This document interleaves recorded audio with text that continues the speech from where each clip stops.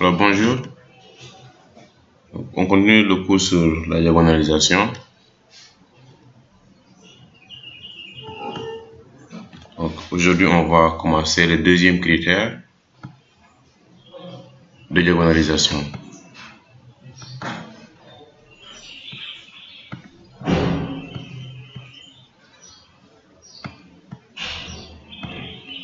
Le second critère.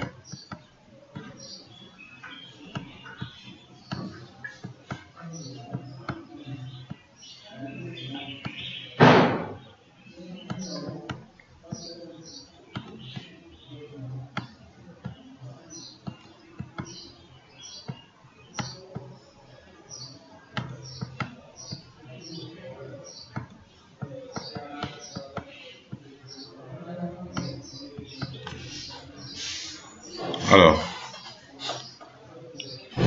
si on rappelle le premier critère, on avait dit que si une matrice d'ordre n admet n valeurs propres distinctes dans un ensemble bien déterminé, et si la matrice est d'ordre n, dans ce cas-là, la matrice est diagonalisable. Le deuxième critère portait sur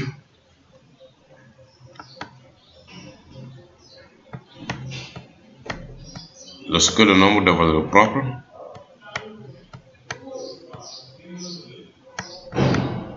est inférieur à l'ordre de la matrice. On le rappelle ici, on dit que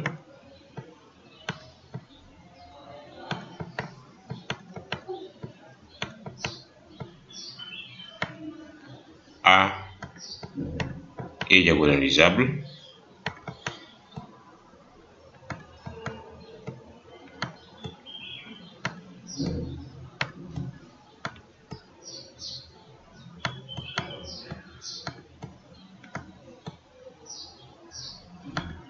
si et seulement si, par le second critère,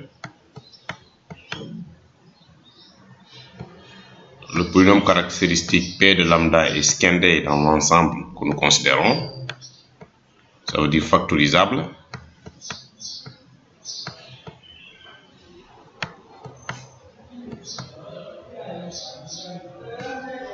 et que la dimension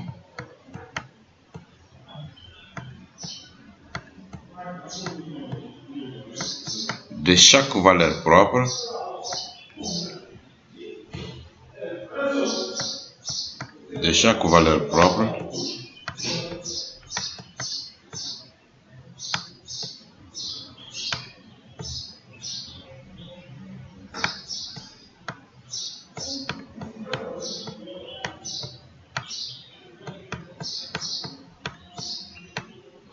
est égale à son ordre de multiplicité.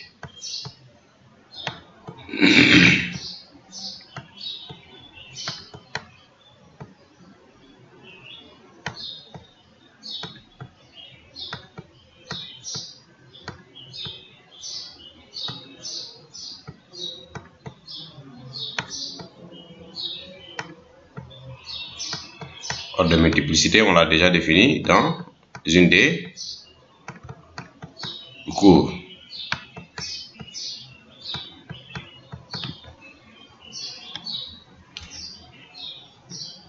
C'est ce critère-là qu'on va essayer de regarder.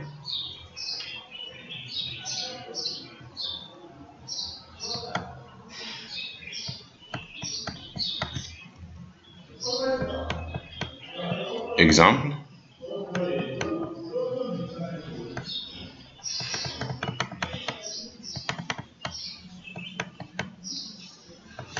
Soit la matrice A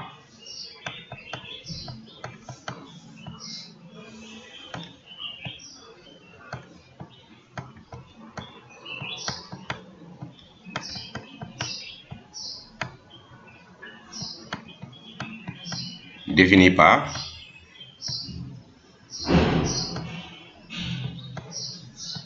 moins 1, 1 ici, moins 1, 1, 1 ici, là 1, et ici moins 1. Cette matrice est d'ordre bien 3. D'abord, on commence par les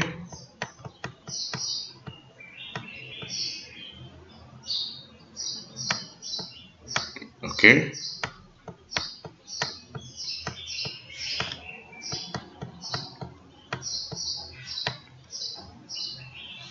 Le polynôme caractéristique vaut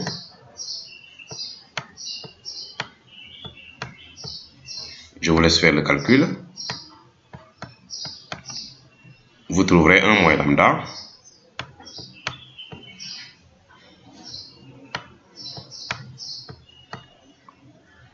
facteur 2 lambda plus 2 le tout au carré.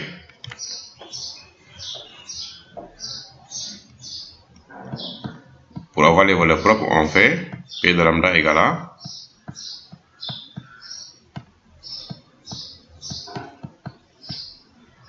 ce qui nous donne le spectre, l'ensemble des valeurs propres de quelle matrice? De A, c'est combien?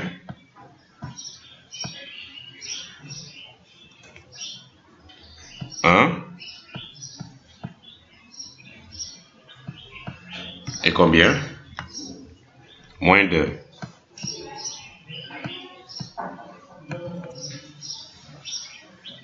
Voici le spectre de la matrice A.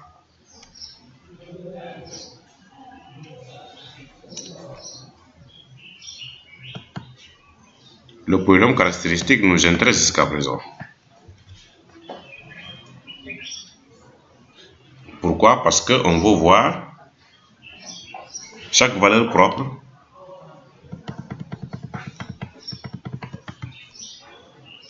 quel est son ordre de multiplicité.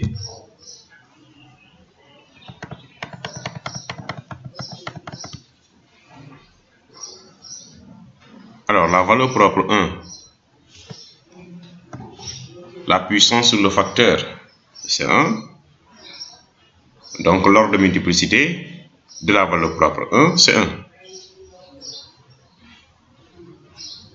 Ça veut dire, dans le polynôme caractéristique, le lambda égale à 1 est répété qu'une seule fois.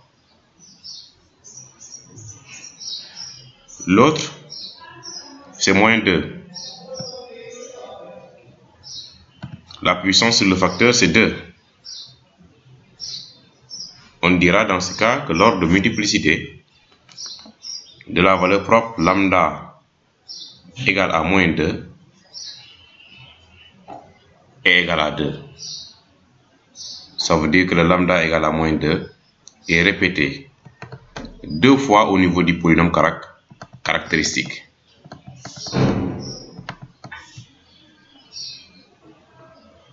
C'est une propriété fondamentale sur la diagonalisation et du critère que l'on veut appliquer dans ce cours. Alors, sans plus tarder, essayons maintenant de l'expérimenter. Alors,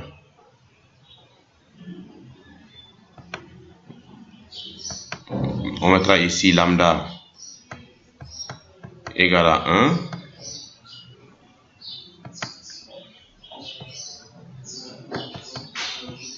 Et d'ordre de multiplicité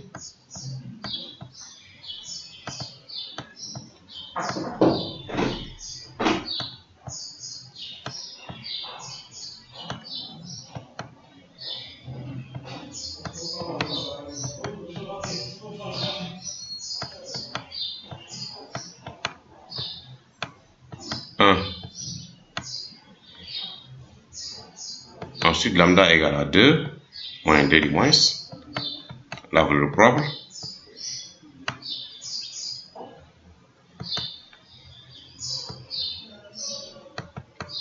et d'ordre de multiplicité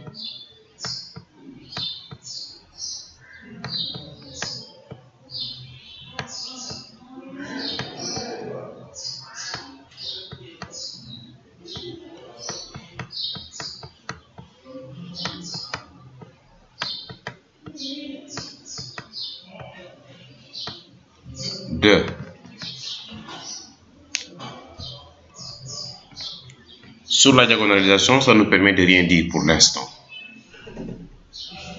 Or, si on voit bien les critères que j'ai définis dans la proposition, on est obligé de calculer les sous-espaces propres.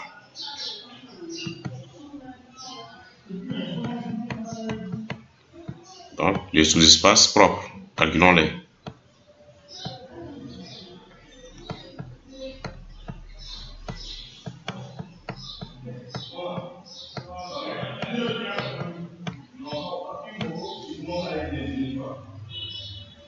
Nous allons commencer par lambda égale à 1.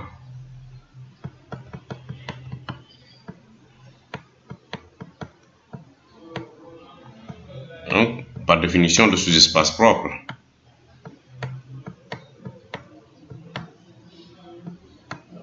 Associé à lambda égale à 1. C'est l'ensemble des x, y, z, comme la matrice est d'ordre 3.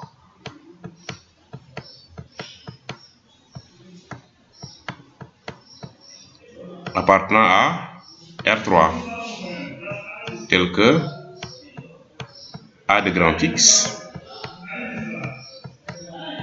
égale à grand X, avec grand X de coordonnées x, y, z.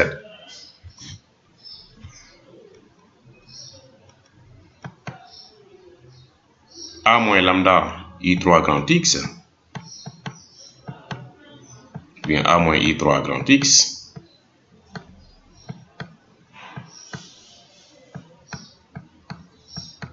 est égal donc à la matrice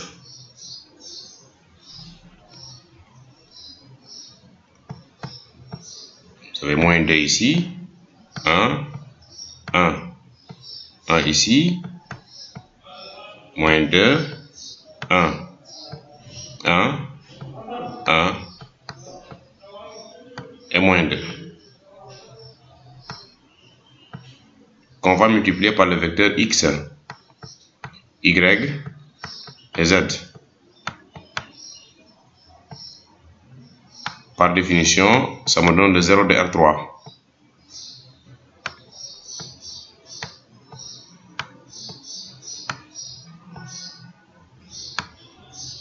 Je vous laisse faire les calculs. Vous trouverez comme système moins 2x plus y plus z égale à 0 moins y plus z égale à 0. Reste à démontrer. Donc vous êtes des étudiants de MAI. Alors le sous-espace propre, là aussi à démontrer à rendre au niveau du forum de partage. Bon, je vous balance la combinaison. C'est x, y, z appartenant à R3 tel que x est égal à y est égal à z. Donc, ce qui fait que ici on aura vecteur de U. Donc c'est 1 ici, 1. Ibrahim Attal. Donc cherchez à connaître aussi comment on fait ces décompositions là. Donc revoyez votre cours sur les sous-espaces vectoriels parce que vous avez des problèmes sur la décomposition. Ibrahim Attal. Donc veuillez essayer de régler ce problème. Donc ça fait vecteur de U et la dimension du sous-espace. Cette famille est génératrice et libre.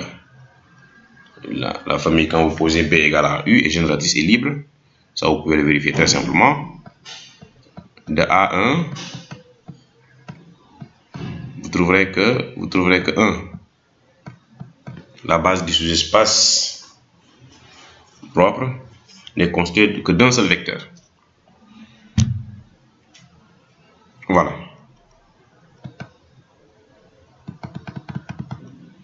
Mais l'ordre de multiplicité de lambda égale à 1, c'était 1 aussi.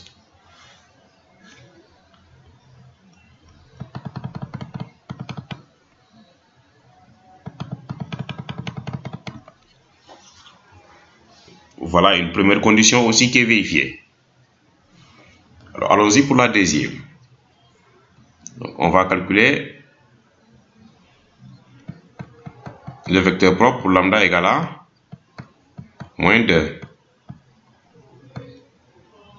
Par définition, le sous-espace propre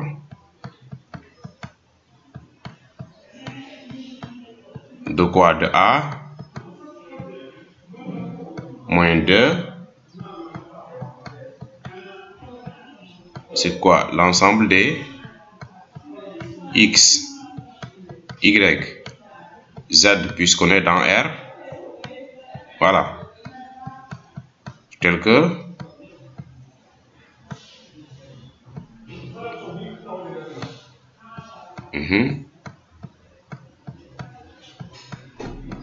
voilà.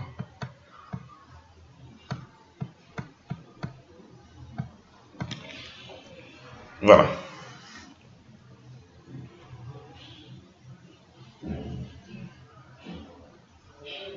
Il va rester maintenant à chercher ce sous-espace.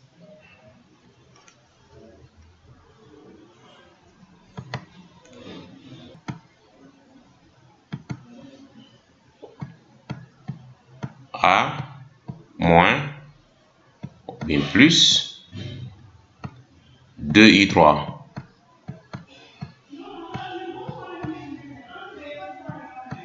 On le multiplie par grand X. La matrice vaut 1, 1, 1. Vous n'avez qu'à vérifier.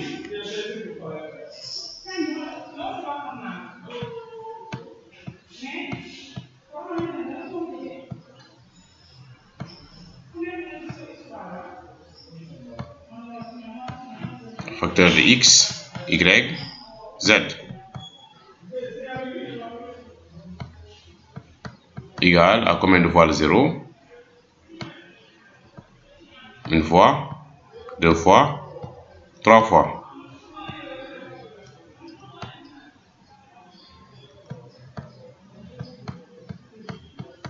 Ce qui implique la seule équation que nous avons ici, c'est X plus Y plus Z égale à 0. Ce qui nous fait le sous-espace propre associé à A moins 2 pour ce qui suit ce cours égale à vecteur 2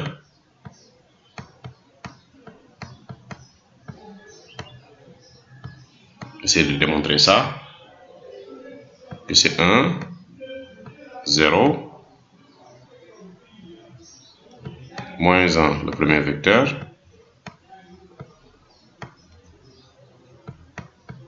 le second vecteur, 0, 1, moins 1. Ça, c'est vecteur 2.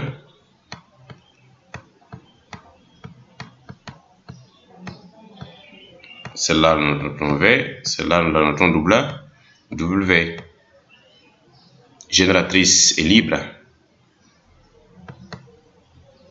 Ce qui fait que la dimension ici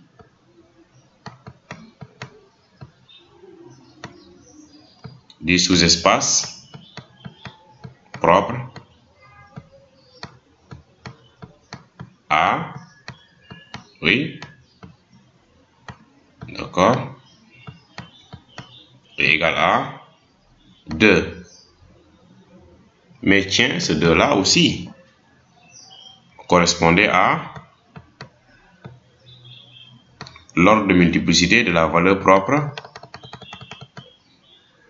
moins 2.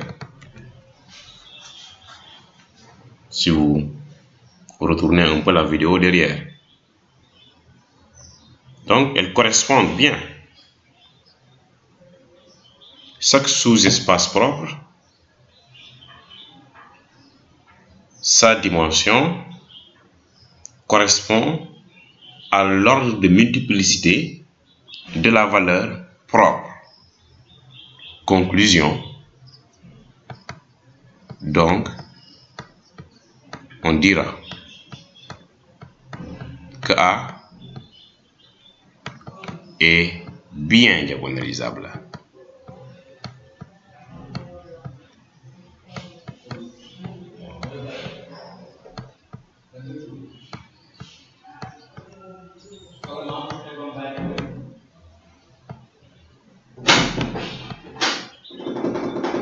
Est bien diagonalisable. Est bien diagonalisable.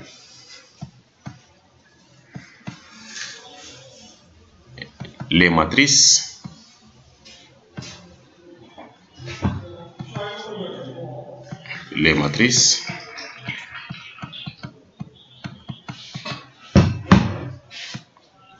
P et D sont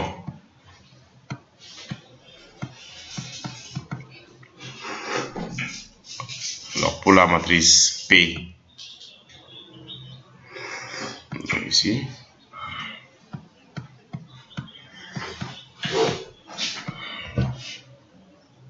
pour la matrice P vous avez le premier vecteur propre, c'était 1 1 1. Le deuxième vecteur propre V, oui, c'était 1 0 moins 1. Et le troisième vecteur propre, c'est 0 1 et moins 1.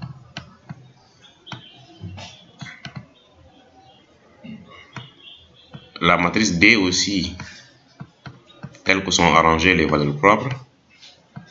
Le premier vecteur propre, c'était associé à lambda égale à 1, donc mettons 1 en première position. Ici 0, 0. Ensuite 0, moins 2, 0, 0, 0, moins 2. Donc, je vous laisse vérifier.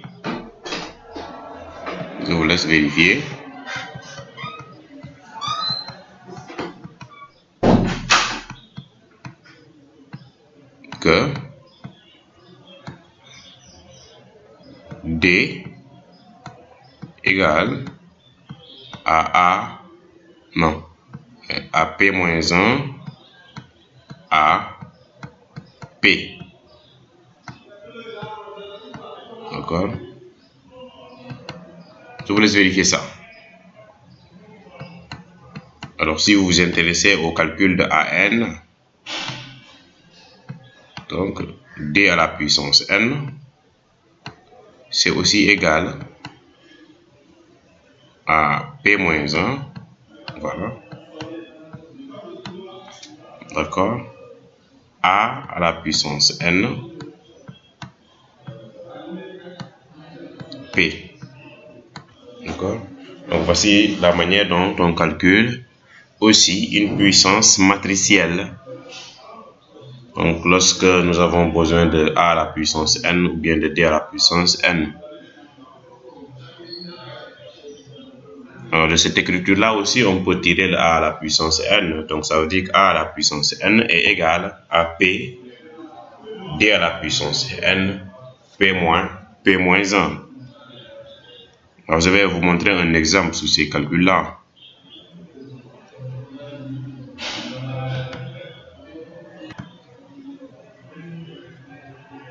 Alors, ça veut dire ici que quand je veux aussi A à la puissance N, la formule c'est quoi? C'est P cette fois-ci, D à la puissance N, d'accord, P-1. Vérifiez bien le placement entre P et P-1, mais je pense bien que c'est comme ça. Donc, vous voyez que les calculs ne se font pas, le D à la puissance n n'affecte pas les matrices de passage. Donc, avec D à la puissance n égale, d'accord.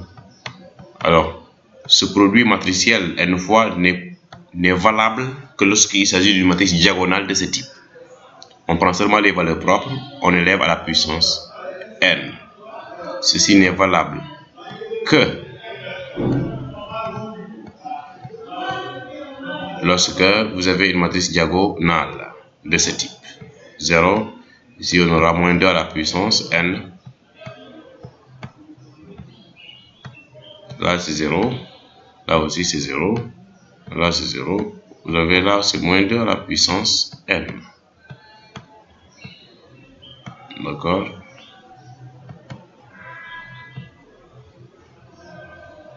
Bien. Voici ce que vous avez pour D à la puissance n. Donc ce qui vous permet aisément de calculer A à la puissance n. Alors, c'était le deuxième critère de diagonalisation. Maintenant, des exercices d'application pour vous permettre de vous exercer d'ici le samedi prochain, puisque je n'enregistre maintenant que les samedis. Donc, au minimum un seul cours, donc au maximum 2 cours. Alors, A est-elle diagonalisable?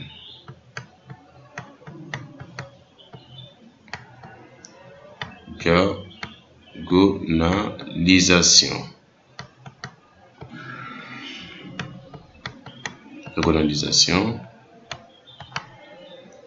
Donc, trouver aussi si ça existe, si possible.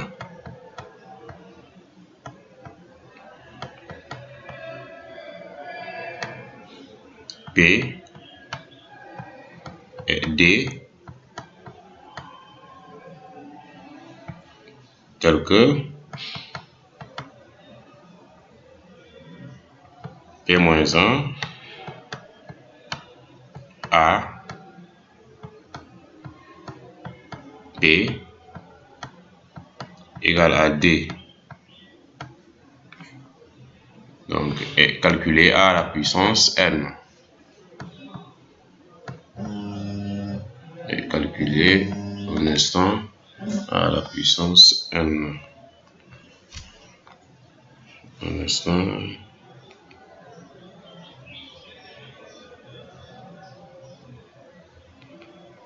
Ok. Donc, calculer A à la puissance n. A à la puissance n. Je vous rappelle la formule. C'est P D à la puissance n P-1. D'accord. Alors la diagonalisation c'est dans R, d'accord. Voilà. Parce que vous pouvez avoir un polynôme caractéristique qui est scindé dans R, qui n'est pas scindé dans R, mais qui est factorisable dans C. Donc la diagonalisation que je suis en train de faire ici dans les deux cours, c'est dans R, d'accord. Vous vérifierez seulement dans R, puisque quand une équation n'admet pas de solution dans R, peut admettre des solutions dans C. Voilà, alors les matrices, la première c'est A égale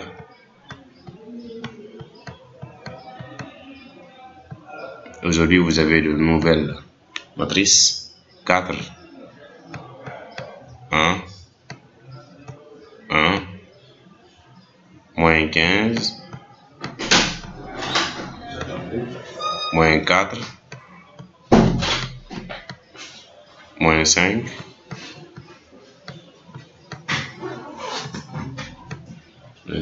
9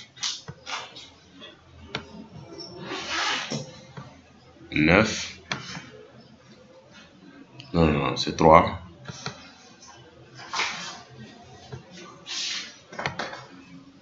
et 4 ici. Ça c'est la matrice. Une autre matrice on va toujours noter grand A. C'est 1 ici, moins 1, moins 1, moins 1, 1 ici, 0, moins 1, 0, une autre matrice. Bon appétit. Donc ça fait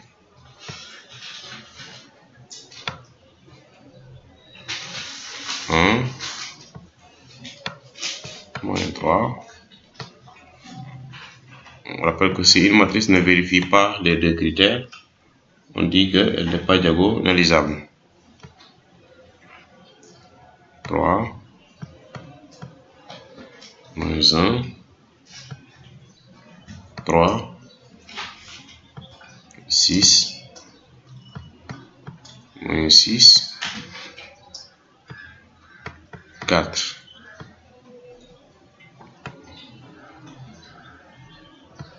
On vous donne une dernière matrice. A égale